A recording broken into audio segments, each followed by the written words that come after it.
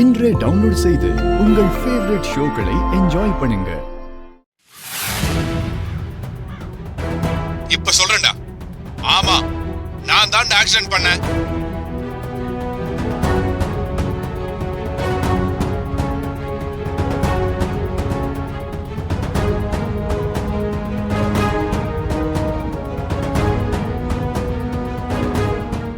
அதுக்கு யார் என்ன தண்டனை கொடுத்தாலும் அதை ஏத்துக்க நான் தயாரா இருக்கேன்.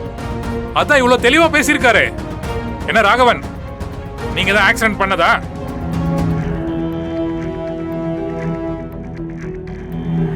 சொல்லுங்க. இல்ல இதுல இருக்கிறது ஏஐ வீடியோ, இதுல இருக்கிறது என் வாய்ஸே இல்லைன்னு சொல்ல போறீங்களா? ஏன்னா இப்ப இந்த மாதிரி பொய்யான வீடியோ ஆதாரங்கள்லாம் நிறைய கோர்ட்டுக்கு வந்துட்டு இருக்கு. நீங்க இல்லைன்னு சொன்னாலும் இத ஃபாரன்சிக்ல கொடுத்து உண்மையா பொய்யான்னு நாங்க கண்டுபிடிச்சிருவோம். சொல்லுங்க. இதுக்கு மேல நான் பொய் சொல்ல விரும்பல. அப்ப உண்மையை மறைச்சு வேற ஒரு ஆளை குற்றவாளியாக்க பாத்திருக்கீங்க.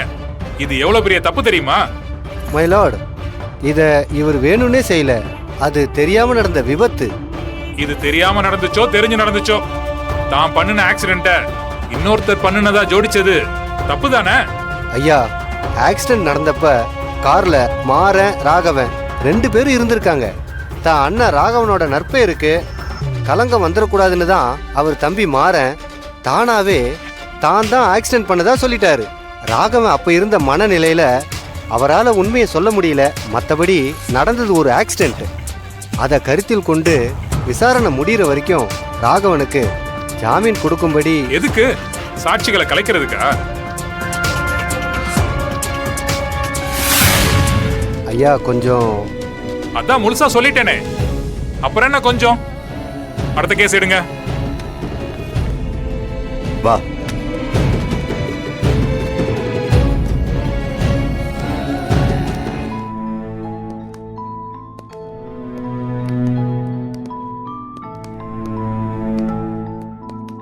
ராகவா, மச்சான் என்ன பயம் விட்டு போச்சா? நீங்க பண்ண தகுதித்தம் எல்லாத்தையும் உங்க அப்பா கிட்ட சொல்லவா? அப்புறம் என்ன நடக்கும்? ராகவ மச்சான வெறுத்த மாதிரி அப்புறம் உங்க அப்பா உங்களையும் வெறுத்துருவாரு. மச்சான், அங்க எது நடந்தாலும் எனக்கு தெரிஞ்சாகணும். இல்லன்னு வைங்க, அப்புறம் நடக்கிறதே வேற. நான் சும்மாலாம் சொல்ல மச்சான், சம்பவம் பண்ணிடுவேன். ஓகே விஜய், நான் பாத்துக்கிறேன். மவளே, உனக்கு சீக்கிரமே இருக்குடே. கார்த்திக்,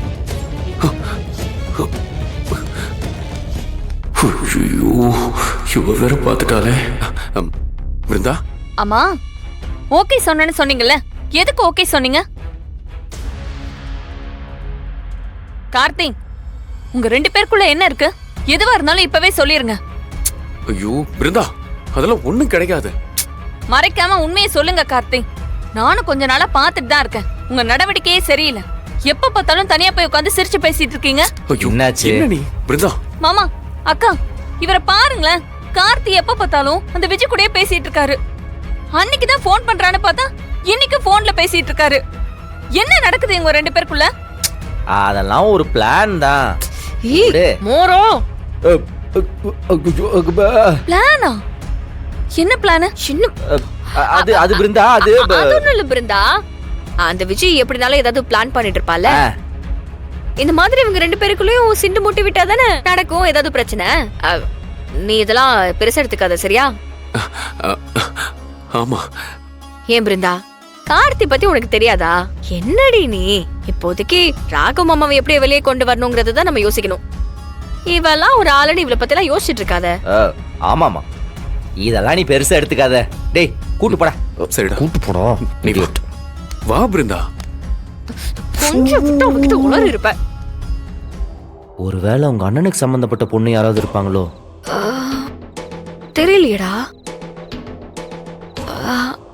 ஆனா அப்படி யாராவது இருந்தா எங்க அண்ணன் எங்க கிட்ட சொல்லிருக்குமே. இல்லடி, ராகவனை பர்பஸா மாட்டி விடுற நோக்கம் இதுல இல்லைன்னாலும் உங்க அண்ணனை கொல்றதுக்கு யாராவது இந்த சந்தர்ப்பத்தை பயன்படுத்தி இருந்தா அந்த ஆங்கில யோசிக்க வேண்டியது இருக்குல்ல. அவருக்கு ஏதாவது முன்விரோதம் அப்படி இப்படின்னு இது வரைக்கும் நம்ம யோசிக்காத பாயிண்ட் இதுதான். எங்க அண்ணனுக்கு முன் விரோதமா? இல்ல, அவர் நல்லவர் தான், நான் அதெல்லாம் எதுவும் சொல்லலை, புரியுது.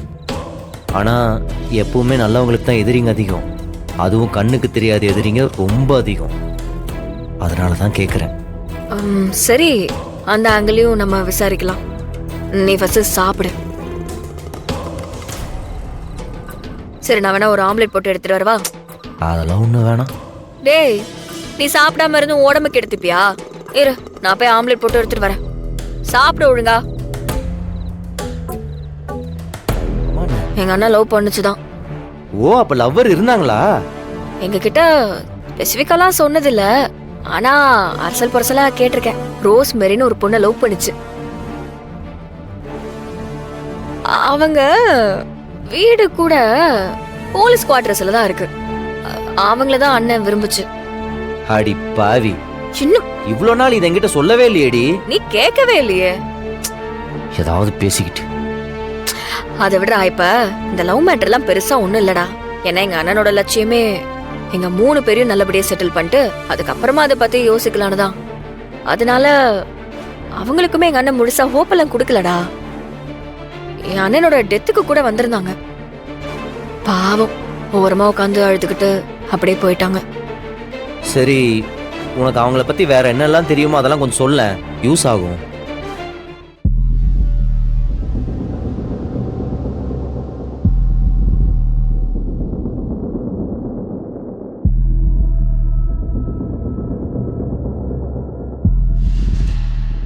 ஓகே, சரி, நான் பாத்துக்கிறேன். ஏய், எங்க போற? போய் அவங்கள மீட் பண்ணிட்டு வந்துடுறேன். சரி, நானும் வரேன். ஓகே, வா வா போலாம். எல்லாம் சாப்பிட்டாங்களா?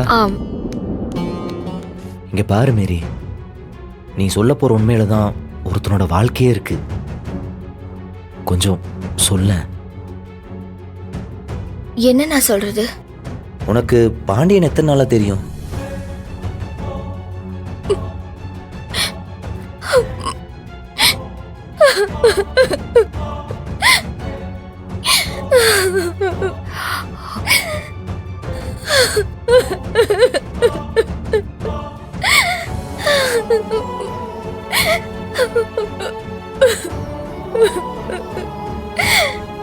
எங்க அழாதீங்க.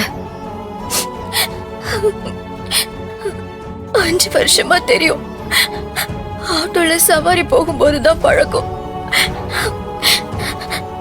கொஞ்சம் கொஞ்சமா பேசி ஒருத்தர் புரிஞ்சுக்கிட்டு லவ் பண்ண ஆரம்பிச்சோம்.